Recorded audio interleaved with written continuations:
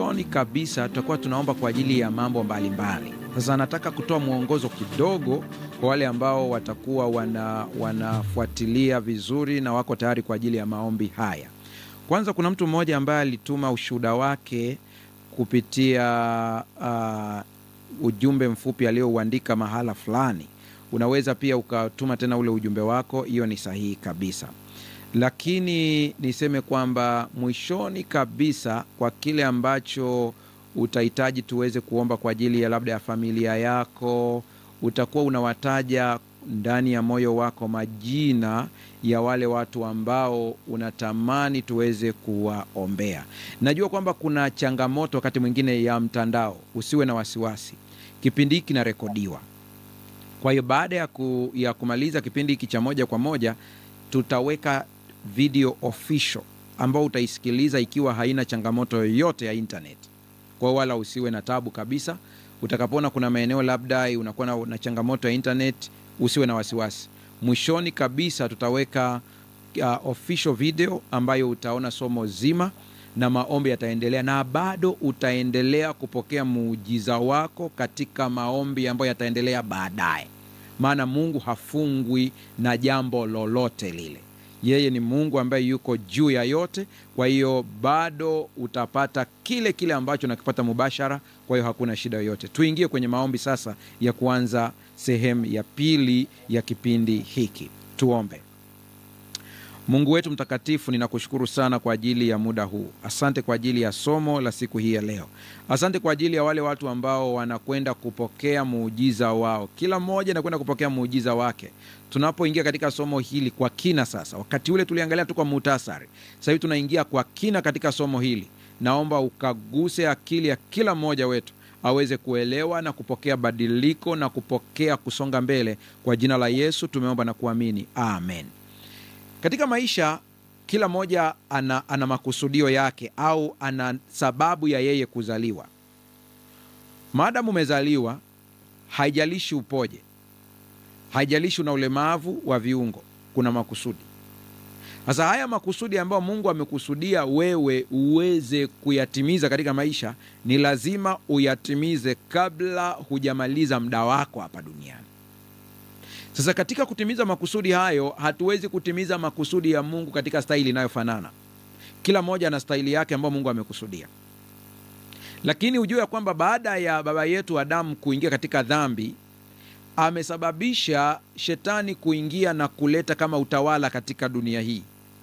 Na Yesu anamtaja shetani pia kama mtawala au mkuu wa dunia hii. Kuna lugha anatumia ya mkoloni, prince of this world. Na inapotumika hii lugha inaonyesha mkuu wa ulimwengu huu. Sasa Kiswahili kimetumia neno mkuu wa ulimwengu huu, lakini Kiingereza kimetumia neno prince of this world. Hajatumia king of this world. Kwa hiyo lazima maneno uweze kuyaelewa kwamba huyu shetani ana mipaka yake. Usije ukamtukuza ukadhani kwamba ana nguvu sana. Yeye ni prince of this world, sio king of this world. King of this world ni Mungu peke yake. Yeye ndiye mfalme wa vyote. Lakini shetani kwa nini anakuwa prince? Anakuwa prince kwa sababu yeye ni kiumbe aliyeumbwa. Sisi ni watoto wa Mungu, tumepewa kutawala hii dunia. Mwandishi mmoja ambaye ni maarufu sana kwenye kitabu chake anakiita Patriarchs and Prophets, kuna sehemu moja na sura moja ambayo inaitwa Why Sin Was Permitted. Anaitwa Ellen White. Anasema hivi, Adam alikuwa ni makamu wa Mungu. Ametumia neno vicegerent. Ina maana ukitoka kwa Mungu unakuja Adam. Kwa lugha rahisi ni kwamba laiti unanitazama ungelijua nguvu yako ulioumbiwa ndani yako. Unachokiita mkwamo kinaweza kikaondoka kwa njia ya imani kwa kuelewa kile ambacho Mungu amekupatia. Kumbuka nimekuambia hivi, hata kama unapitia changamoto ya mtandao, tutakuja kuweka somo hili official. Tunajua jinsi ilivyo muhimu sana. Lakini ushindi ni hakika. Sasa wewe umeumbwa kwa namna ya ajabu ambayo bado hujapata kuielewa. Na umeumbwa katika namna ambayo hata shetani mwenyewe kuna vitu umemzidi. Lakini anatumia ujinga wako kutokuelewa ili uweze kuwa mtumwa na uweze kukamatwa bado katika vitu vyake. Hebu nikupe mfano wa haraka sana. Mmai kugundua kwamba siku hizi watu wanapopata ajali barabarani, vyombo vinapata ajali barabarani, watu wanazama. Niliona lori moja kule nchini Kenya likuwa linavuka na watu wanapiga picha vizuri kabisa, na likachukuliwa na maji lile lori, lakini watu walikuwa wako bize kupiga picha. Nimeona tena tukio lingine la mtu ambaye alikuwa anavamiwa na mnyama, watu wako bize kupiga picha. Hapo inakuonyesha kwamba akili ya mwanadamu imehafifishwa kiasi kwamba hawezi kuelewa uwezo aliyoko nao. Kwa hiyo yuko bize kuchukua matukio badala ya kuokoa. Sasa nachosema ni nini hapa? Ukituliza ubongo wako vizuri, mikwamo yote ambayo unaipata kwenye maisha ina majibu yake ambayo Mungu amekupatia tayari. Hebu nikuonyeshe kwa haraka tu kabla hatujasoma mafungu hapa, ili na hata tukiomba huko mbele sasa utaanza kuelewa jinsi ambavyo unaweza kujikwamua au kutoka katika kifungo chochote ambacho adui amekufunga, kama utaelewa hii mbinu. Mambo yafuatayo zingatia. Nitaongea bila mpangilio lakini utaelewa. Wakati Mungu anaumba, alipokuwa anaumba wanyama, aliongea na ardhi, nchi na itoe. Mungu alipokuwa anaumba samaki, aliongea na maji, maji na yajawe, na akataja hivyo vitu, samaki wa kila aina. Mungu alipohitaji kuumba ndege, aliongea na anga, anga na li. Tuko sawa sawa hapo? Lakini Mungu alipokuja kukuumba wewe, aliongea na yeye mwenyewe. Hebu ianze kuingia kwenye akili yako, uanze kuona tofauti wako na wanyama. Uanze kuona tofauti wako wewe na shetani. Uanze kuona tofauti wako wewe na kila kiumbe. Uanze kuona tofauti wako wewe na hata na mimea. Ndio maana vyote hivi ukapewa ili uweze kuviamrisha. Kwa Mungu amekupa mamlaka ya kuamrisha nchi ili iweze kutoa mazao kama inavyotakiwa. Mungu amekupa mamlaka ya kuamrisha nchi iweze kutoa dhahabu. Mungu amekupa mamlaka ya kuamrisha magonjwa yatoke kwenye mwili wako. Sasa kwa nini haya yote yanakuwa ni magumu kwetu? Kinachotufunga kwanza ni ujinga wa kutokujua hiki tulichopewa. Lakini pia tunafungwa na ile hofu ya kutokuona vitu vikitokea kwa wakati ambao tunautaka. Hivyo imani yetu inahafifishwa. Na shetani kwa kuwa kuna hizi kanuni za asili anazijua, ndio maana alipitia kwa Adamu, akapewa madaraka kwanza, kwa hiyo akaanza kusumbua jamii ya kibinadamu. Lakini tukitoka katika ujinga wetu, siku tukichomoka katika ujinga, siku wote tukielewa nguvu tuliopewa, tukawa na moyo wa kupendana bila kubaguana, tutamshinda mara moja. Na yeye anajua hili kabisa, kwa sababu tayari Yesu Kristo ameshamshinda. Kwa Yesu Kristo anaishi ndani yetu. Kama Kristo anaishi ndani yetu, nguvu tunayo tayari. Lakini ona ujinga ambao anatujaza. Badala ya kuwa katika umoja wa kupendana, mimi na wewe tupendane, tunaingia katika namna ya kupigana vita na kuwekeana mikwamo. Kwa hiyo unajikuta kwamba unatumiwa na shetani kumwekea mkwamo mwenzako, binadamu mwenzako kazini. Yaani shetani ambaye ni pepo aliyeanguka kutoka mbinguni, huna undugu naye, anakutumia wewe kumharibia mwenzako kazi ambaye ni ndugu yako. Ujinga mkubwa huu. Tutaangalia jinsi mpaka watu wanavyoingizwa kwenye maagano bila kupenda na madhara yake, na namna ambavyo unaweza ukatoka. Mungu atusaidie sana. Kwenye kitabu cha Yeremia sura ya 8 fungu la 22, Mungu anasema, je, hapana zeri katika Gileadi? Huku hakuna tabibu? Mbona basi hairejei afya binti ya watu wangu? Sasa ukiangalia Mungu anapoongelea, kuna vitu kadhaa nataka uvielewe katika kitabu hiki cha Yeremia sura ya 8 fungu la 22. Vya kwanza uvielewe. Kwanza, zeri ni nini? Zeri ni aina ya dawa ambayo ilikuwa inatumika Mashariki ya Kati, na inaaminika kutibu vitu vingi sana na magonjwa yaliyo mengi sana yaliyoshindikana. Zeri ilikuwa inatibu. Hata wakati unaona wale Waishmailia ambao walikuwa wameuziwa ndugu yetu Yusufu akauzwa kwa Waishmaili, ukisoma habari za Waishmaili walichokuwa wameenda kuchukua, mojawapo ya bidhaa adimu ilikuwa ni zeri. Wataalamu wa afya ambao wanaelewa hiki ninachokisema mpaka leo hii, zeri ni kati ya dawa kubwa sana ambayo inasaidia watu mpaka leo. Mungu anapouliza, je, hakuna zeri na maji, hakuna matibabu, hakuna suluhisho, mbona watu wanateseka? Ni kana kwamba Mungu anakuona jinsi ambavyo umetokea kwenye familia ambayo karibia wote mlio katika hiyo familia yenu, watu karibia 5 wote mnatembelea kwenye changamoto ya ndoa. Nimesoma ujumbe moja mtu ambaye amenitumia leo, na naamini kwamba ananifuatilia siku ya leo. Anasema, mchungaji, utuombee kwa sababu ni mabinti 5 katika familia, lakini wote tumeachika. Sio jambo la kawaida hili. Kwa usije ukalichukulia kwamba ni la kawaida na ukaendelea nayo maisha. Lazima kuna kitu cha kiroho kiko hapo, inatakiwa kifanyiwe kazi. Haiwezekani nyie wote katika masuala ya kiuchumi hakuna mtu anayetokeza. Kila mtu anayetokeza katika familia yenu anarudi nyuma. Au kuna watu ambao wakifanikiwa, wakifikia level fulani, mwisho wanakuja kufilisika. Alafu unachukulia ni kawaida. Na kuna wengine ambao na kile kisingizio nasema, lakini mimi nimeshabatizwa, nimempokea Yesu Kristo kuwa Bwana na Mwokozi wa maisha yangu, naamini haya mambo hayatanipata. Ni kweli kabisa, nguvu ya Mungu ina uwezo wa kuyafieka yote yakaondoka. Lakini unatakiwa uzingatie mambo yafuatayo. Petro alikuwa na Yesu siku zote, na Yesu mpaka anaondoka na kwenda mbinguni. Lakini anamwambia Petro, utakapoongoka waimarishe ndugu zako. Ina maana ameokoka, lakini kuna vitu bado alikuwa anapambana navyo katika maisha.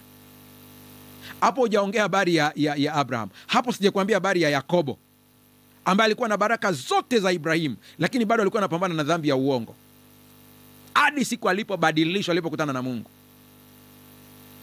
Hapo sijakwambia habari ya Daudi ambaye amewekwa mafuta. Daudi ametiwa mafuta zaidi ya mara moja, mara ya kwanza akiwa mdogo na wakati mwingine tena Hebron. Kwa nini kunakuwa na matukio kadhaa ya kutiwa mafuta?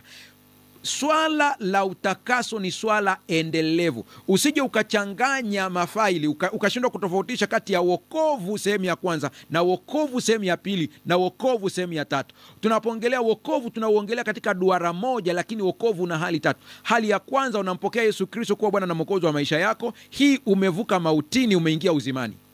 Automatic, haina mjadala hii.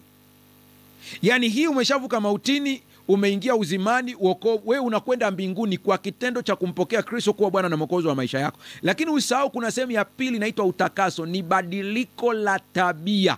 Hii ni sehemu ya pili, ni endelevu. Haitokee usiku mmoja, hapana. Hii inakwenda hatua kwa hatua, hatua kwa hatua. Ndio maana kuna mtu anakuambia nimempokea Yesu kuwa Bwana na Mwokozi wa maisha yangu, lakini bado kuna dhambi ambazo zinakusumbua. Na kwa ujinga usipojua hilo kwamba uko katika process ya utakaso, unaweza ukakata tamaa ukafikiri huwezi kuokolewa. Wokovu, hatua ya kwanza kumpokea Yesu, hakuna namna unaweza kutoa chochote kuupata, ni bure. Kulipi chochote. Wokovu, hatua ya pili ambao ni utakaso, ni ushirikiano wako wewe na Roho Mtakatifu ili kupokea utakaso wa kitabia na vifungo ulivyovibeba kutoka kwa wazazi wako na mababu. Roho wa Mungu atusaidie tuweze kulielewa hili. Kwa hiyo unapoona kwenye kitabu cha Yeremia 8:22 anaposema hapana zeri, na maana hakuna tiba. Ni kana kama Mungu anauliza, mbona watu wangu wanaenda kupigiwa ramli? Mbona watu wangu nao wameongozana kwenda kwa waganga? Mbona watu wangu nao wanakwenda huko wamefunga hirizi kwenye biashara zao? Mbona watu wangu nao wana changamoto ambazo ningejua kabisa kwamba hizi na majibu? Lakini tena akaongeza anasema huko hakuna tabibu. Hakuna watu wanaojua kuwafundisha watu kubaki na Mungu wao, lakini bado wakafanikiwa kiuchumi, bado wakafanikiwa katika ndoa zao, bado wakafanikiwa katika afya zao bila kwenda kupigia magoti mizimu. Wako wapi matabibu? Ndicho Mungu anachokiuliza. Mimi kama mchungaji, mimi kama mwalimu wa neno la Mungu, ninapoona watoto wa Mungu wamegeukia waganga, wamekwenda kupigiwa ramli, wamekwenda kutambika, wamekwenda kuchinja kuku, namuomba Mungu anisaidie. Midomo yangu haiwalaumu, ninajilaumu mimi, si walaumu wao. Maana mimi ndiye tabibu, nilitakiwa kuwaonyesha tabibu mkuu, Yesu mwenye huruma. Kwa hiyo nikiona hivyo, badala ya kumlaumu mtu kwamba mbona ulienda kwa waganga, naanza kujiuliza nilifanya jitihada gani kumwelimisha. Usione mpaka leo tumekuwa na sehemu mbili katika hili somo. Tumekuwa na sehemu ya kwanza na tumekuwa na sehemu ya pili, kwa sababu hili somo linakwenda kukufungua fikra. Na kila atakayelitazama hili somo kuna kitu ambacho kitatendeka katika maisha yake. Kuna mtu mmoja amecomment hapo wakati wa kwanza, na sijui kama sasa bado yuko online au la. Kwa wale ambao wamefuatilia online, mlikuwa mnasoma zile comments. Kuna mtu mmoja anasema alisikia sauti ya Mungu leo ikimwelekeza kufungua kwenye channel hii. Hajawahi kuingia kwenye hii channel, lakini leo amecomment pale. Hata mimi simjui, ni yule ambaye nimemuomba kwamba kama ikiwezekana aweze kuandika tena ile historia yake, atuletee ile historia yake tena, maana imenigusa sana. Leo ndipo anasikia sauti ya Mungu, anasema tena imemsemesha kwa upole, ikimwambia kaifuatilie channel fulani. Ni kwa sababu Mungu anajua kuna kitu ambacho mtu leo atakisikia kitamtoa katika changamoto zake. Kitabu cha Hagai sura ya 1 fungu la 9. Hiki huenda na umekipitia kwenye maisha yako. Mungu anasema kitu gani pa? Anasema mlitazamia vingi, kumbe vikatokea vichache. Tena mlipovileta nyumbani vikapeperushwa. Hivi umewahi kupitia uzoefu huu? Unaweka nguvu nyingi kwenye biashara yako, lakini faida ni kidogo. Unaweka nguvu nyingi kazini, mshahara, lakini hupandi mshahara. Kuna watu wananitazama hapa, hujawahi kupanda daraja. Kuna watu wanapandishwa pembeni yako. Kuna watu wanapandishwa daraja tu, mshahara unaongezeka, wewe uko pale pale. Mtoto wa Mungu umekaa hapo, hata hujashtuka hiki ni kitu gani? Anasema mlitazamia vingi, kumbe vikatokea vichache. Umewahi kuona mtu unaingia kwenye kulima kabisa, lakini bado vitu havitoki kama inavyotakiwa? Lakini anasema hata vile vichache ambavyo ulivipata, au huenda vingi ukavipata, ulipovileta nyumbani vikachukuliwa, vikapeperushwa. Hakuna ulinzi tena, mkwamo. Halafu asema Bwana wa majeshi, ni kwa sababu nyumba yangu inakaa katika hali ya kuharibika. Kwa hiyo hawa wakati ule Mungu aliwaambia sababu. Narudia tena, unapoona mambo hayaendi sawasawa, kuna sababu. Na hapa kwenye Hagai Mungu anasema yote yamewakuta kwa sababu nyumba yangu haikai sawasawa. Kuna watu mnaonitazama, mnaishi kwenye nyumba nzuri, lakini mnasali kwenye majengo ya kanisa yaliyoharibika. Halafu unasema mbona vitu haviendi? Mungu anakuambia kuna kitu hakiko sawa pale kanisani, ambao ni nyumba ambayo mnakuja kuniomba upate kazi. Ni nyumba unaokuja kuniomba ili niweze kubariki kazi za mikono yako.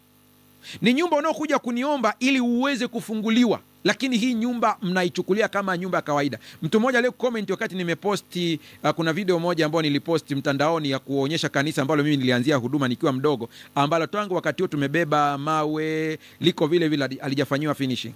Nashukuru Mungu na watu wengi ambao walijitokeza kusema kwamba tutaunga mkono pale ili kanisa liweze kuwekwa vizuri. Na akajitokeza mtu mmoja akaongea kauli nzito, sitaisema sasa. Lakini kuna mtu mmoja comment akasema kwamba hakuna haja ya kujenga makanisa, maana makanisa ni mioyo yetu. Ni sawa, ndio mtazamo wake, siwezi kukataa, lakini ni kweli kanisa ni jumuiya ya watu. Lile ni jengo ambako hao watu wanafanya ibada. Na kama ingelikuwa hilo jengo halina kazi, sehemu ya kukutania, Mungu asingetaja kwenye kitabu cha Hagai kwamba nyumba yangu inakaa katika hali hii, kwa hiyo uchumi wenu umetikisika. Kitabu cha Yohana wa 3 sura ya kwanza fungu la 2, Mungu anaongelea kuhusu, anataja kupitia mwandishi huyo Yohana anamwandikia Gayo, lakini anapomwandikia huyu ni neno la Mungu linatugusa sisi. Sikia maneno haya: mpenzi, naomba ufanikiwe katika mambo yote na kuwa na afya yako kama vile roho yako ifanikiwavyo.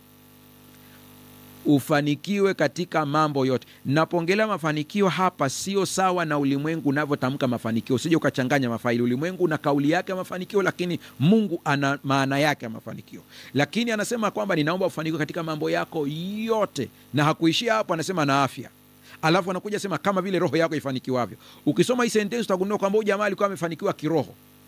Ana mafanikio ya kiroho kama roho yako ifanikiwavyo. Ina maana ameona kiroho amefanikiwa. Lakini cha ajabu bado afya yake haijawa sawa sawa. Haja apply zile nguvu za kiroho ili kuleta afya ya mwili. Haja apply zile nguvu za kiroho ili kuweza kuleta afya ya kiuchumi. Mungu atusaidie sana.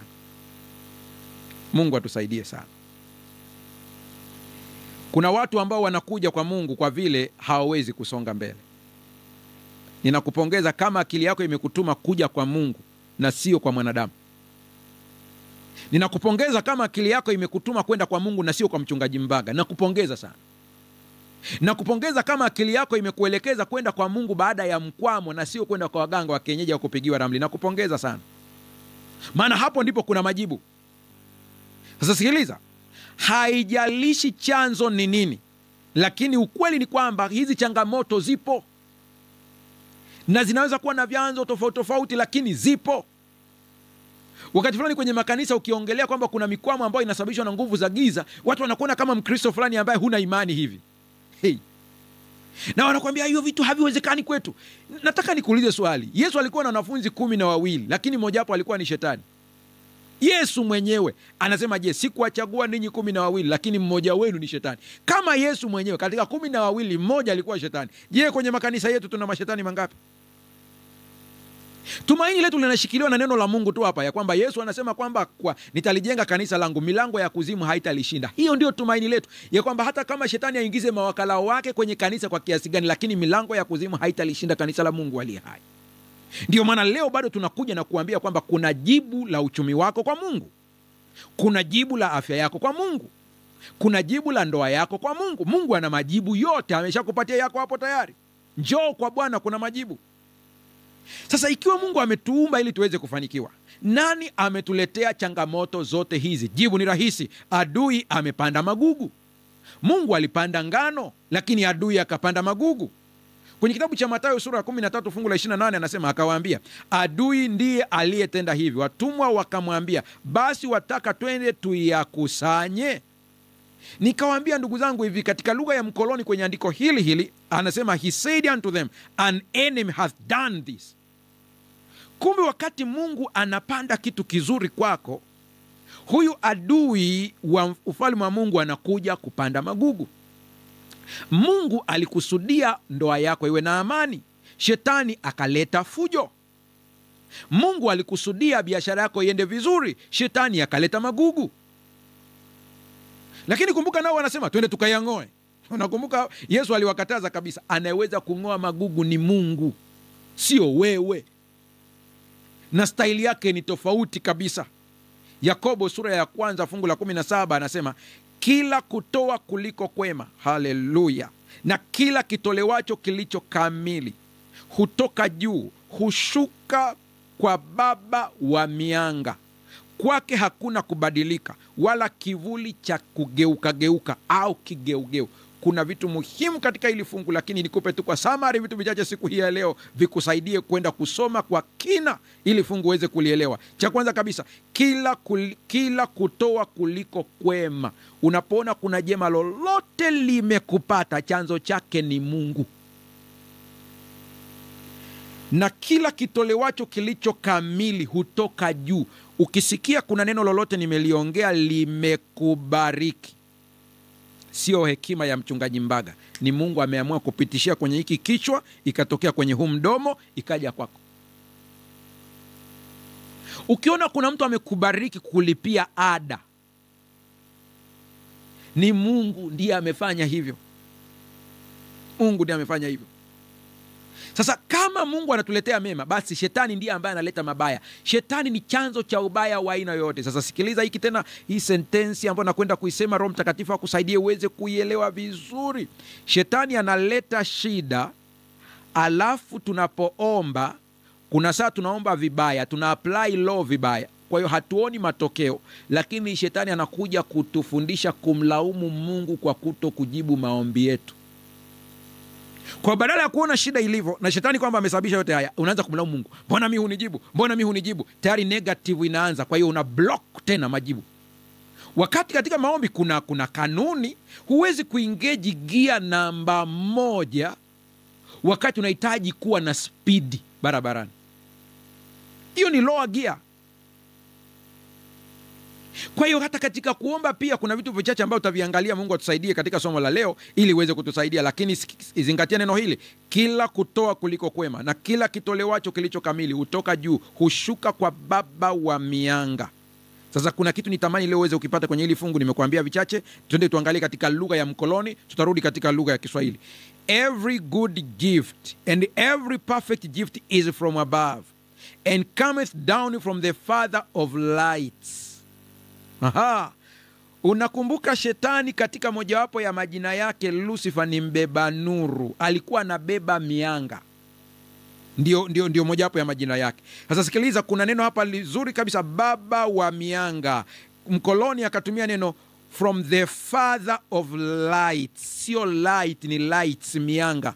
Mungu ni baba wa mianga. Iko mianga mingi. Atakushushia mwanga wa uchumi, atakushushia mwanga wa kusonga mbele kiroho, atakushushia mwanga wa uponyaji katika mwili wako, atakushushia mwanga wa kubomoa vitu vilivyojengwa katika ukoo wenu kwa miaka mingi na kuwafanya watu warudi nyuma. Mungu atakushushia mwanga, ni baba wa mianga, atashusha mwanga. Na leo unapoomba mwambie Mungu, niangazie macho niweze kuona, niangazie niweze kuona ili nijue cha kufanya. Sikiliza, kuna watu umeomba lakini hujaomba kwa usahihi, na unanitazama unasema, mchungaji niombeje kwa usahihi? Usimuulize Pastor Mbaga kwamba uombeje kwa usahihi. No, muulize Mungu.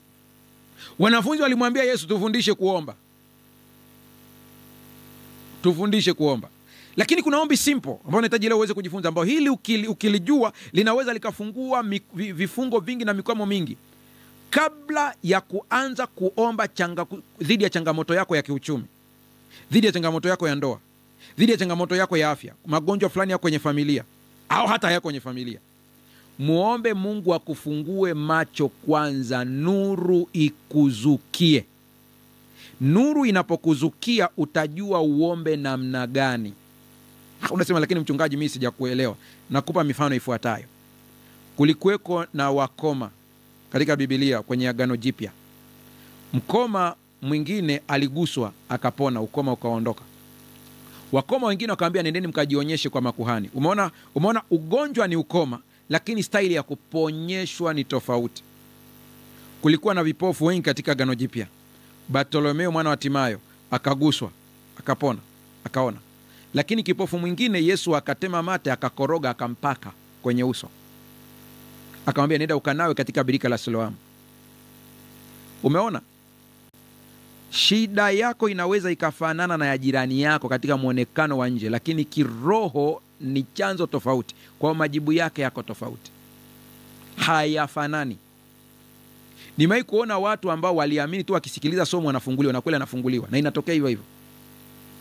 Kwa hiyo muombe Mungu akufungue macho ili uweze kujua tatizo lako, suluhisho lako likoje, ni njia gani.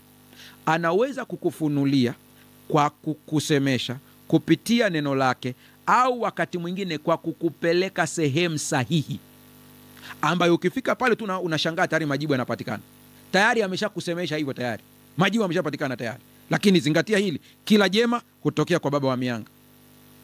Vitu vilivyokufa vinaweza kuwa hai tena kwa nguvu ya Mungu. Akamwambia Ezekieli, itabirie mifupa hii. Ilikuwa mifupa mikavu sana, imekuwa mikavu sana, lakini alivyoanza kuitabiria, mifupa ikaanza kupokea neno. Ikapokea neno, ikaungana mfupa kwa mfupa, nyama ikawa juu, likawa ni jeshi kubwa. Maana yake ni nini? Neno la Mungu linaweza kuhuisha ndoa yako ambayo unaiona iko ICU sasa. Kwa neno la Mungu anaweza akahuisha afya yako. Uko kitandani unanisikiliza, umekata tamaa, kansa imekutafuna. Kwa neno la Mungu unaweza kuinuka tena. Liamini hili neno, usiweke mashaka hata kidogo. Hapa tulipo unanitazama, huenda umejaribu kila njia, mambo yako ya kiuchumi hayaendi. Neno la Mungu likitamkwa kwako linaweza kufufua hiyo hali ya baraka ikaja tena. Ninakuombea neema ya Ruth iwe juu yako. Ruth alikutanishwa na Boaz. Nami ninakuombea Mungu akukutanishe na watu ambao watakupitisha katika njia sahihi ili kufufua mambo yako na kuleta tumaini tena katika maisha yako. Nami ninakuombea Mungu akawaondoe watu wote ambao wanaendelea kutumiwa kukugandamiza na kukushikilia, kukuletea mkwamo ili usisonge mbele. Sio kila mtu anayeondoka kwenye maisha yako alikuwa ni wa baraka kwako. Wako baadhi ya watu ambao Mungu atawaondoa, maana kwa kitendo cha watu hawa kuwepo katika maisha yako ni kitendo ambacho kitaendelea kukushikilia usisonge mbele. Kwa Mungu atawaondoa. Usilalamike baadhi ya watu wanapoondoka kwenye maisha yako, ni kwa sababu Mungu anawaondoa ili uweze kuwa mwepesi wa kusonga mbele, maana wale watu wamekuwa kama wakikushikilia kiroho. Naomba Mungu akusaidie uweze kulielewa hili. Hata wanasaikolojia wanasema kabisa ya kwamba mtu ambaye anahitaji kuacha pombe lazima aepukane na marafiki ambao ni walevi, maana wataendelea kumshikilia. Kuna baadhi ya watu Mungu atawaondoa kwenye maisha yako ili kukuokoa, na Mungu akukutanishe na Boaz katika maisha yako. Mungu akutanishe na mtu ambaye atakusaidia kufikia ndoto zako na njozi zako ziweze kufika mahali pake. Lakini kuna mambo lazima Mungu aingilie kati. Kitabu cha Kutoka sura ya 3 fungu la 7 mpaka la 9 utaona vizuri. Mungu lazima aingilie kati. Waisraeli walipokuwa katika mikono ya Farao, ilibidi Mungu aingilie kati. Mungu anaingilia kati pale ambapo uwezo wa kibinadamu umefika mwisho na nguvu za kimbingu zinaingilia jambo na matukio ili kutimiza kusudi la kimbingu. Kuna mtu ambaye unanitazama sasa unasema, mchungaji, naona kama akili yangu imefika mwisho. Kuna mtu mwingine unanitazama umefikiria hata kutoa uhai wako, unafikiria kujiua. Na mimi nakwambia usiwaze hayo mawazo tena. Achana na habari ya kitanzi. Achana na habari ya kunywa sumu. Rudi kwa Mungu, mwambie Mungu, kwa nini nimezaliwa? Mwambie Mungu, kwa nini mimba haikuharibika nikiwa bado tumboni mwa mama yangu? umesababisha nizaliwe, kuna makusudi katika maisha, na haya makusudi Mungu atatimiza, ataingilia kati. Lakini zingatia yafuatayo: kitendo cha Mungu kuingilia kati katika mambo yako ni matokeo ya neema na upendo wake kwako. Usije ukajisifu, ni neema. Na kama ni neema, endelea kuwa mnyenyekevu kwa Mungu, acha Mungu aingilie kati. Mungu anamwambia Musa, nimeyaona mateso ya watu wangu, ninashuka. Hutakuta popote katika Biblia kwamba watoto wa Yakobo, wana wa Israeli wakiwa Misri, walimwambia Mungu, njoo utuokoe. Mungu alitembeza neema yake na makubaliano yake aliyofanya na Ibrahim. Mungu atusaidie sana.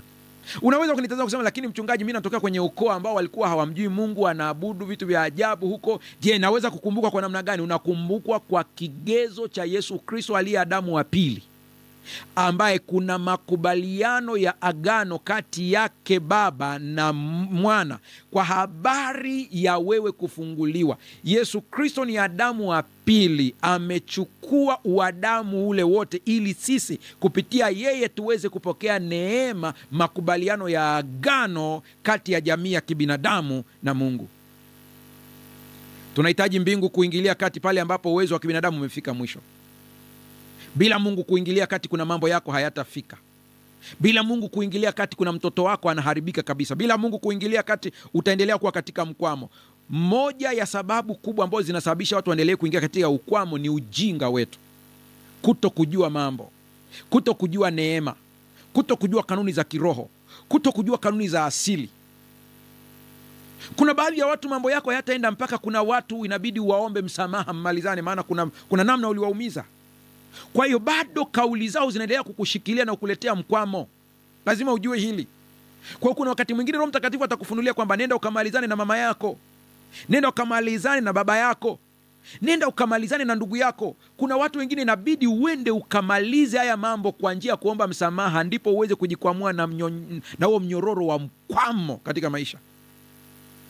Kwa hiyo kuna ujinga huko hapo, kuna vitu hatujui. Lakini pia kuna watu wengine ambao kuna vitu unatakiwa kuchukua hatua wewe kutenda, unasubiria Mungu atende. Majukumu ya kwako wewe unampa Mungu, na majukumu ya Mungu unachukua wewe. Kwa hiyo kuna ujinga pia unasababisha mkwamo hapa kabisa. Lazima Mungu akufunulie ili uweze kujua hatua ambayo unatakiwa kuichukua. Kitabu cha Mhubiri sura ya 5 fungu la 2 anasema, usiseme maneno ya ujinga kwa kinywa chako, wala moyo wako usiwe na haraka kunena mbele za Mungu, kwa maana Mungu yuko mbinguni na wewe upo chini. Kwa hiyo maneno yako yawe machache. Hapa kuna siri katika nguvu ya maneno. Uzima na mauti ipo katika nguvu ya ulimi. Kuna vitu viwili, uzima na mauti, katika nguvu ya nini? Ya ulimi. Ndio maana kwenye Mhubiri anasema usiseme maneno ya ujinga kwa kinywa chako, wala moyo wako usiwe na haraka kunena mbele za Mungu, kwa maana Mungu yuko mbinguni. Kwa lugha nyingine, kuna maneno ambayo uliyatamka yalikuletea mikosi na balaa na ukajiwekea mtego mwenyewe. Lazima uyatangue kwa kutamka. Na anasema ya ujinga, ina maana kwamba ulitamka katika ujinga wako ukidhani tu ni ujinga, lakini huelewi kwamba maneno yana uzito na kuna vitu vinaenda kunasa na vinaleta matokeo. Ndio maana wengi ukichunguza ambao mna changamoto katika ndoa, kuna wakati ulianza kujitamkia wewe mwenyewe, naona hii ndoa imekuwa ngumu, naona changamoto zimekuwa ni nyingi. Kwa kutamka hivyo ukaziita changamoto. Na wengine ulidhani ya kwamba kwa kumwambia mume wako ya kwamba na mashaka unanichiti, ulidhani kwamba hiyo ndio itamfanya awe mwaminifu kwa sababu atakuwa na hofu. Hukuwa na uhakika, ila uliongea tu ili kumfanya mwaminifu. Maneno yako yalisababisha kutengeneza mazingira ya shetani kumuingiza katika matatizo haya. Sina maana kwamba huyu mwanaume atengeneze kisingizio kwamba ulitamka kwa ndio maana nimefanya. Dhambi ni dhambi tu. Hatuwezi kuipaka mafuta yena yoyote. Lakini lazima tukubali pale ambapo sisi wenyewe tulishiriki na kutubu ili kutangua yale maneno. Mungu atusaidie sana. Mungu atusaidie sana. Anasema usiseme maneno ya ujinga kwa kinywa chako, wala moyo wako usiwe na haraka kunena mbele za Mungu, kwa maana Mungu yuko mbinguni na wewe upo chini. Kwa hiyo maneno yako yawe machache. Yawe machache. Wakati mwingine mkwamo unaopitia kando ya ujinga wako, wakati mwingine mkwamo unaopitia ni nguvu za shetani. Nimesema hapa ndipo baadhi ya Wakristo wanakamatwa hapa kweli kweli, maana hawana elimu juu ya ulimwengu wa roho. Na wanaposikia mafundisho kama haya, wakati mwingine kwa sababu ya changamoto ambayo naiona sasa hivi kwa elimu nyingi inayotolewa katika televisheni, mitandaoni na makanisa mbalimbali, shetani pia anataka kufanya elimu ya mambo ya ulimwengu wa roho yawe katika sura ya ushirikina uliopo katika sura ya Kikristo. Kwa hiyo hata baadhi ya watu kushindwa kutofautisha kati ya halisi na feki. Hii ni changamoto pia. Lakini ulimwengu wa roho ni halisi. Ni kitu ambacho hakionekani katika macho ya damu na nyama, lakini halisi. Mungu ni roho, malaika ni roho. Hapa ninapoongea kuna malaika wako hapa, hapo unaposikiliza kuna malaika wako hapa, lakini huwezi kuwaona. Lakini pia na nguvu za giza pia zipo. Kwa hiyo kuna wakati mwingine shetani anashambulia mambo yako hayaendi mpaka uweze kujua namna ya kuomba. Sina maana kwamba kuna staili fulani, lakini ni kitendo cha kujua kwamba shambulio hili ni la kiroho, inakufanya wewe uingie kwenye maombi ili kuweza kuzuia mashambulio. Unaweza ukaona kuna changamoto ya kiuchumi, lakini chanzo chake sio uchumi wa kawaida, chanzo chake ni cha kiroho. Unaweza ukaona kuna changamoto mbalimbali katika masuala yako ya kimahusiano. Kwa mfano, kuna message moja ambayo nimepokea siku hii ya leo ya mtu ambaye ametuma message, nadhani na yeye pia yuko live anafuatilia. Akasema, mchungaji, utombee familia yetu, tuko mabinti 5 lakini wote tunapitia talaka. Yaani wote wameachika, kwa lugha nyingine. Sasa hii pia inaonyesha kwamba hapa kuna changamoto ya kiroho. Kuna wengine wananitazama, hakuna mtu aliyefanikiwa kielimu kwenye familia yenu au kwenye ukoo. Hakuna mtu amefanikiwa pia hata katika masuala ya kiuchumi. Mnapitia changamoto hii, ni jambo la kiroho. Lakini pia kuna wakati mwingine changamoto unazozipitia ni matokeo ya maagano ambayo yalifanywa na waliotangulia. Wewe usiki kabisa katika ya maagano na makubaliano. Najua kuna baadhi ya Wakristo pia ambao wananitazama hawaamini katika hili. Yaani kutokuamini kwako hakufanyi hicho kitu kisiwepo. Ila mimi nakusaidia tu ili uweze kuelewa. Nakupa mifano michache. Gehazi alienda kuchukua ile sadaka ambayo Elisha aliikataa. Gehazi alienda kuchukua, akarudi akakataa kabisa kwamba yeye hajachukua. Ipo kwenye Biblia hiyo story. Alafu Elisha akamwambia, sasa tazama, ukoma wa Naamani utakuwa juu yako na watoto wako. Na mimi nikuulize swali. Gehazi aliondoka pale akiwa na ukoma au hana ukoma? Biblia inasema aliondoka akiwa na ukoma. Watoto wa Gehazi walipata ukoma katika ukoo wao. Wajukuu wa Gehazi walipata ukoma katika ukoo wao pia. Wao hawakuchukua ile sadaka. Hawakuchukua. Aliyechukua ni Gehazi, lakini ikawapata mpaka wao. Nimekupa tu mfano, iko mifano mingi. Wakati mwingine maamuzi ya waliotutangulia yametuingiza kwenye shida, lakini kupitia Yesu Kristo tunaweza kutoka tukiwa salama. Watoto wa Lutu walikuwa na kosa gani? Aliyeamua waende kukaa kwenye ule mji wa Sodoma na Gomora ni baba yao, lakini matokeo ya uchaguzi wa baba ukawapatia madhara mpaka watoto. Mpaka wakajifunza kwamba unaweza ukamlewesha mwanamume na ukafanya naye mapenzi akiwa amelewa kinyume cha hiari yake, wakamfanyia baba yao. Fikiria tu hicho kitu hicho, ndipo uone. Kwa hiyo kuna wengine ni makosa yaliyofanywa, maagano au makosa yaliyofanywa huko nyuma. Na baadhi ya maagano au makosa yaliyofanywa na waliotutangulia katika familia zetu yanaweza yakaleta magonjwa, yanaweza yakaleta mpaka vifo, yanaweza yakaleta mkwamo wa kiuchumi, lakini kupitia damu ya Yesu yote yanavunjwa. Huenda kuna mtu ananitazama anasema, lakini mchungaji, mimi haya mambo kweli yapo katika Biblia? Ngoja nikuonyeshe mfano mwingine tena wa watu ambao walikuwa wanakufa umri fulani ukifika, tena watoto wa kiume tu, kama matokeo ya makosa aliyofanya babu yao. Kitabu cha Samueli wa kwanza sura ya 2 fungu la 31. Anasema, angalia, siku zinakuja nitakapoukata mkono wako na mkono wa mbari ya baba yako, hata nyumbani mwako hata kuwepo mzee. Hebu ifikirie hiyo maana yake ni nini? Maana yake ni kwamba hakuna mtu ambaye atafikia umri wa mzee. Yaani ukoo wao hakuna mtu ambaye anaitwa mzee. Wanakufa katika umri mdogo. Tutaona baadaye hapo mbele anavyosema. Kiswahili cha kisasa. Andiko hilo hilo. Samueli wa kwanza sura ya 2 fungu la 31. Anasema, angalia, siku zaja ambapo nitawaua vijana wote wa kiume katika jamaa yako na katika ukoo wako, hata hakutakuwa na mwanaume yeyote atakayeishi nawe, atakayeishi awe mzima, mtu mzima kwa lugha nyingine. Umeanza kunielewa sasa mambo yapo katika Biblia. Angalia fungu la 33. fungu lile la 33, anasema tena mtu wa kwako ambaye sitamtenga na madhabahu yangu atakuwa mtu wa kukupofusha macho na kukuhuzunisha moyo. Tena wazao wote wa nyumba yako watakufa wapatapo kuwa watu wazima. Hebu twende kidogo kwenye Kiswahili kile cha kisasa. Anasema yeyote atakayebakia katika jamaa yako atamwendea kuhani huyo na kumwomba angalau ampe kipande kidogo cha mkate au cha fedha vyovyote vile, na kumwambia niweke na kuomba kwenye nafasi mojawapo ya kuhani niweze angalau kupata kipande cha mkate. Yani hawa ni ombaomba, hawana maendeleo kiuchumi. Unaona hayo mambo jinsi yalivyo. Ukitoka hapo tena kuna nyingine ambao kuna watu ambao wanapata pesa lakini anaweka katika mifuko iliyotoboka toboka. Yani mahitaji yanakuwa mengi, yani ukipata tu pesa unaona kuna vitu vinakuja mpaka ile pesa inapokutika inaisha. Mifuko iliyotoboka sio mifuko halisi, ila ni hali, watu au vitu vinavyokausha mapato yako. Hagai 1:6 anasema mmepanda mbegu nyingi mkavuna kidogo, mnakula lakini hamshibi, mnakunywa lakini hamkujazwa na vinywaji, mnajivika nguo lakini hapana aonaye moto, na yeye apataye mshahara apata mshahara ili kutia katika mfuko uliotoboka toboka. Kwa hiyo kuna vitu vingi viko hapo, ni matokeo ya laana tu, mkwamo upo. Na leo tunaomba Mungu aweze kutoa katika huo. Tunaingia kwenye maombi muda si mrefu. Mungu akutoe katika mkwamo wa namna hiyo. Mungu akutoe hapo. Lakini nataka nikwambie, Yesu aliyeokoa familia ambayo ilikuwa inaandamwa na vifo ndiye Yesu ambaye anaweza kukuokoa na wewe leo. Kuna familia moja kwenye Agano Jipya ilikuwa inaandamwa na vifo mpaka watu wanapukutika kama vile wanaisha.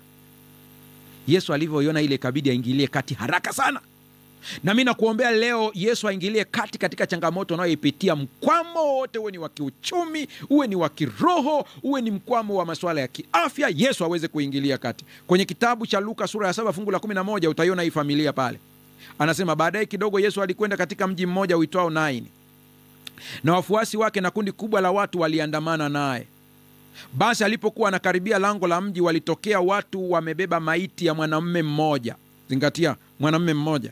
Kuna baadhi ya watu mnanitazama hapa kwenye familia zenu, watoto wa kiume ndio ambao wanapata changamoto zaidi. Anasema mtoto wa pekee wa mama mjane. Watu wengi wa mji ule walikuwa pamoja na huyo mama. Kuna vitu hapa pia uvizingatia haraka haraka kabla tujiingia kwenye maombi ili uweze kuvielewa. Cha kwanza anasema basi alipokaribia na lango la mji walitokea watu wamebeba maiti ya mwanamume mmoja, mtoto wa pekee wa mjane. Umesikia vizuri hapa? Huyu kijana ni wa kiume na yuko peke yake kwenye familia. Baba yake alishakufa, mama ndiye ambaye amebaki na huyu mtoto, ndiye anayemtegemea. Kwa hiyo hatujui walikuwa wangapi kwenye hii familia, lakini wamekufa wote. Baba amekufa, amebakia mama na mtoto naye wa kiume aliyekuwa angalau aendeleze ukoo, na yeye amekufa. Mama huyu alikuwa kwenye wakati mgumu sana. Fungu la 13, Bwana alipomwona mama huyu akamwonea huruma, akamwambia usilie. Kuna mtu nanitazama sasa, ukiangalia familia yenu, ukiangalia maisha yako ya kiroho, ukiangalia watoto wako, ukiangalia mambo yanayokupitia, machozi yanakutoka. Nami nakupa habari njema, usilie. Usilie. Maana leo Bwana anakwenda kuondoa mkwamo katika maisha yako. Fungu la 14 anasema katika Luka sura ya 7, kisha akaenda akaligusa lile jeneza, na wale waliokuwa wamelichukua wakasimama. Halafu akasema, kijana, na kuamuru amka. Huyu Yesu aliyetamka haya maneno na akayatamke kwako na familia yako. Yesu akamwambia na kuamuru amka. Unatokaje wewe katika kaburi ambalo mmezikwa la kiuchumi? Unatokaje humo? Yesu akamwambia amka. Kinachotakiwa ni imani. Unatokaje hapo? Amini. Acha mashaka. Acha kujiukia mawazo ya kwamba sasa mimi nitatokaje, huenda kuna kafara kubwa zilifanyika. Hakuna kafara kubwa kama Yesu Kristo. Kitakachokutoa leo ni kutambua mkwamo, lakini pia na kuamini nguvu ya Mungu ambayo inakwenda kubadilisha kabisa maisha yako. Kwenye kitabu cha Marko sura ya 9 fungu la 23 anasema Yesu akamwambia, ati ikiwa waweza, mambo yote yawezekana kwa mtu aliye na imani. Hajasema mambo machache, yote. Kinachokufanya ubaki hapo ulivyo umejaza mashaka ubongoni mwako Unapoona uliomba leo na vitu havijaenda sawasawa, unaanza kurudi tena kule nyuma, mwanzo kabisa. Nami nakutangazia leo kwa jina la Yesu Kristo, Bwana akaifufua imani tena katika akili yako, ndani ya moyo wako. Fungu la 24 ndilo ombi ambalo aliomba yule baba ambaye Yesu alimkemea, akamwambia, ati unasema ikiwezekana? Yote yanawezekana kwake yaaminie. Fungu la 24 anasema, hapo huyo baba akalia kwa sauti, naamini, lakini imani yangu haitoshi, nisaidie. Hili ndilo ombi nataka wewe uliombe leo. Haijalishi una mkwamo wa aina gani, una kaimani kadogo ambako kanatosha kuongezewa na imani nyingine. Hata ukinunua simu inabakishwa na nguvu kidogo ya betri kidogo ili uendelee kuichaji. Huyu baba akalia, sema, naamini, lakini imani yangu haitoshi, nisaidie. Huko ndiko tunakoelekea sasa. Imani yako imekuwa kidogo sana, ndio maana baadhi ya vitu havitokei. Lakini nataka nikuambie, kwani imani ni nini? Imani ni kuwa na hakika ya mambo yatarajiwayo, ni bayana ya mambo yasiyoonekana. Kinachokuponza unahitaji uone matokeo. Ngoja nitoe mfano huu. Nilikuwa naombea watu mahala fulani, wanakuja, walikuwa wamepanga foleni, kwa hiyo wanaingia mtu mmoja mmoja pale katika ofisi. Nikamwekea mkono mtu mmoja pale, akatetemeka sana, kama kwa dakika kama 5-10. Alikuwa hawezi kutembea na akatembea. Baadhi ya watu wanakumbuka hii story. Akaja mtu wa pili, tukafanya maombi. Baada ya kuomba akapiga kelele moja, akadondoka. Alivyonyanyuka amepona. Akaja mtu wa tatu, nikamuombea, nikamwambia, nenda zako, imani yako imekuponya. Akaniambia, mbona mimi sijadondoka? Nikamwambia, una shida gani? Anasema, Pastor, omba tena. Yaani anaamini kwamba mpaka aanguke chini. Kwa sababu unajua katika Biblia, ukisoma story ya Biblia, watu waliokuwa na pepo walipomwona Yesu walijitupa miguuni pake. Ile mtoto ambaye alikuwa na pepo akifafa, Biblia inasema kwamba akaanguka chini. Lakini sio wote ambao Yesu aliwaambia walianguka chini. Hasa shida, kuna saa unamlimiti Mungu, unasema mpaka mchungaji aniwekee mikono ndipo naamini nitafunguliwa. Hata hapa ninavyoongea kuna mtu ananitaza sema mpaka mchungaji aniwekee mikono. Leo kuna mtu ambaye atafunguliwa hapa sasa hivi. Na hata hivi ninavyoongea kuna watu tayari wameshaanza kufunguliwa pale walipo. Magonjwa yameshaanza kuondoka, maumivu yameanza kuondoka. Hivi tunavyoongea tu hapa. Na ikiwa kuna kitu Mungu amekutendea katikati ya somo hili, comment hapo sasa hivi, watu wengine waweze kuona. Sasa hivi hapa. Na tunapoingia kwenye maombi sasa, utasikia mziki taratibu ukiwa unapigwa kwa dakika kidogo. Na wakati mziki huu unapigwa taratibu sana, taja zile shida zako na changamoto za kifamilia, na kuachia muda huu uweze kuomba, na kuachia muda huu uweze kuomba. Kumbuka maneno haya ya kitabu cha Marko sura 9 fungu la 24. Hapo huyo baba akalia kwa sauti, naamini, lakini imani yangu haitoshi, nisaidie. Rafiki yangu, wakati unapojiandaa na maombi ya taratibu, tambua sio kila kutokukua ni shetani. Na kuandaa kwa ajili ya maombi sasa, ili hata unapoomba uweze kuelewa. Sio kila mkwamo unaopitia ni shetani anakukwamisha. Kuna mikwamo mingine ni Mungu anazuia mambo yasitokee kwako, maana muda wake bado. Yesu alipokuwa mdogo alifichwa Misri. Kuna watu wengine abidi Mungu awafiche kwanza, maana mkijitokeza mapema mtaharibiwa. Musa alipozaliwa alifichwa katika mto Nile. Lakini alipokuwa mtu mzima, baada ya kuwa mtu mzima akahitaji kufanya kazi ya Mungu kinyume na utaratibu, Mungu alimficha tena Midian. Kwa kuna baadhi ya watu mkwamo unaopitia sio kwamba ni shetani, ila Mungu anakuficha kwanza, watu wasione ulichonacho, maana watakuharibu mapema pale ofisini. Mungu akiwafunulia mapema kwamba wewe umeandaliwa kuwa manager wa ile ofisi, utaanza kuwekewa sumu mapema.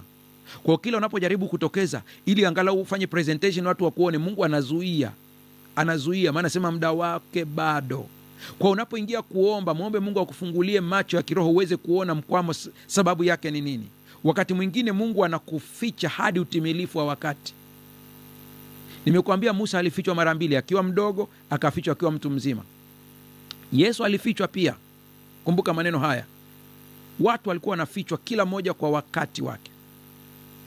Rafiki yangu unanitazama, tunapoingia kwenye maombi ya kimya sasa, ninakusihi sana, kwa dakika zipatazo kama 3-4, taja yale mambo yako. Na wale ambao mna shuhuda zenu ambazo ni shuhuda mbalimbali, unaweza ukaendelea kuandika hizo comments hapo, andika hapo chini, endelea kuandika hiyo shuhuda, kile ambacho Mungu amekutendea sasa hivi.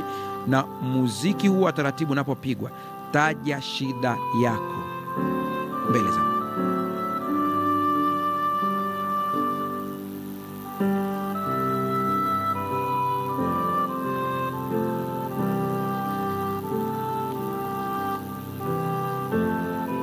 endelea kuomba, endelea kuomba, endelea kuomba. Nimeona ushuhuda wa mtu mmoja pale, Jafet, umeandika ushuhuda wako. Unasema ulikuwa unaumwa na kichwa tangu mchana, lakini mara tu ulipoanza kusikiza somo hili kichwa kimepona. Mungu akubariki. Mungu akubariki sana. Mungu akubariki sana Jafet. Mungu akubariki sana. Ninaona kuna mtu mwingine pale anasema mimi nimekwisha kufunguliwa maana nimeamini. Asante sana. Asante sana. Asante sana. Mwingine anasema ombea mtoto wangu mkubwa, amerudi chini kimasomo na ako na kiburi sana. Tutamuombea. Endelea pale ulipo. Endelea kuomba ndani ya moyo wako. Endelea kuomba ndani ya moyo wako. Wakati huu ni wakati wa kuomba. Taja shida. Ikiwa kuna ndugu zako ambao unaona wanapitia changamoto mbalimbali za kifamilia kwa ujumla, taja majina yao ndani ya moyo wako sasa. Endelea. Na endelea kutuma maombi yako kupitia ile namba ya simu ambayo tunaendelea kuiweka namba yetu hapo. Utaweka huenda kwa njia ya WhatsApp. Baadaye nitakuwa na maombi. Endelea kuongea na Mungu, endelea kuongea na Mungu, ule mkwamo uweze kuondoka. Huu ni muda wa maombi yako binafsi.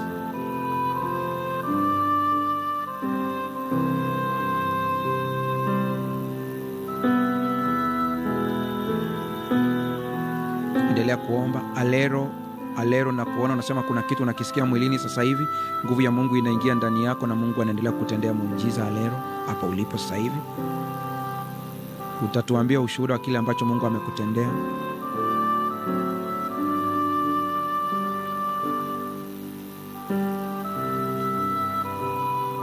Endelea kuomba wala usiwe na tabu. Endelea kuomba. Ushindi ni hakika. Endelea kumwambia Mungu zile changamoto zako. Endelea kumwambia. Endelea kuomba. Endelea kuomba. Endelea kuomba.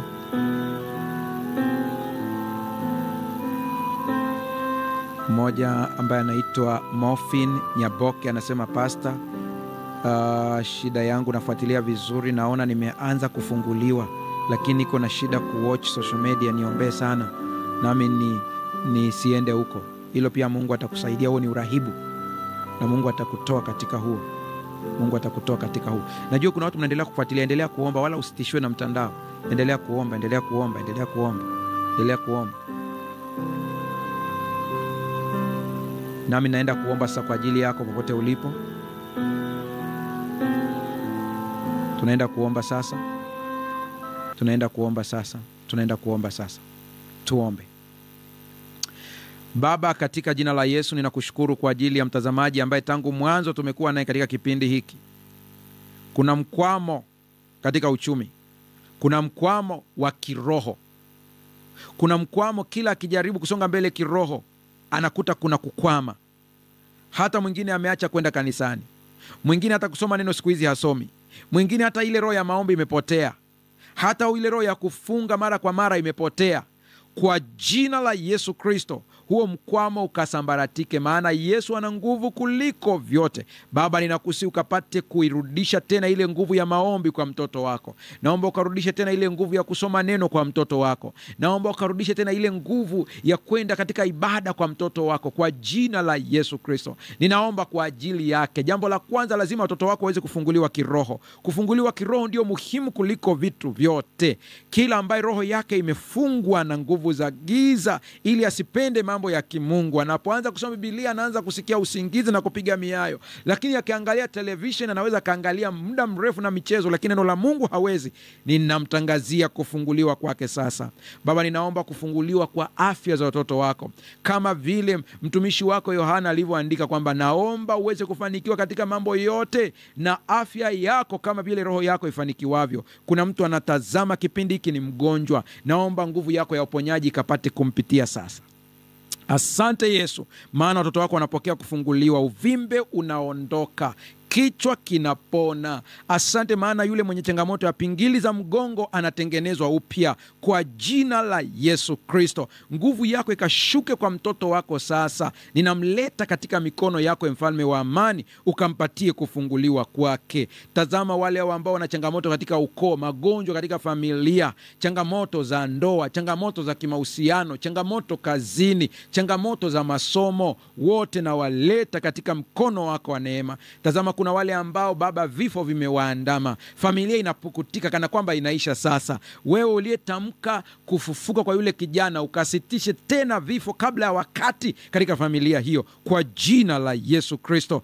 Baba, ninakushukuru maana kila mmoja anapotaja changamoto yake unakwenda kumtendea sasa, wakapokee kufunguliwa kwao. Kuna mtu ambaye ananisikiliza umefungwa na nguvu za giza, nguvu za pepo wabaya. Sasa unaponisikiliza kwa jina la Yesu Kristo, enyi pepo wabaya, ninawaamuru mkamwachie mtoto wa Mungu awe huru kuanzia sasa. Mara moja ukamtoke aweze kuwa huru. Baba, naomba kwa ajili ya biashara za watoto wako. Kuna biashara haziendi, mifuko imetoboka toboka, kuna pesa zikiingia tu zinapotea. Baba, ninaomba ukapate kuziba ile mifuko, wapatie baraka. Kuna watu ambao wana changamoto za kushambuliwa, kuto kukubalika kule kazini, neema yako ikawashukie.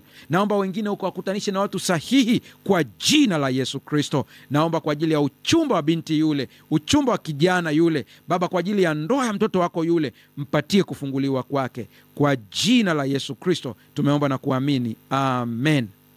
Wewe ambaye unaendelea kutazama wakati huu, baada ya maombi haya, kile ambacho Mungu amekutendea, endelea kushuhudia.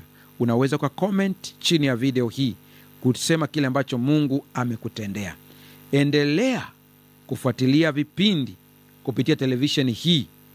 Mungu akubariki.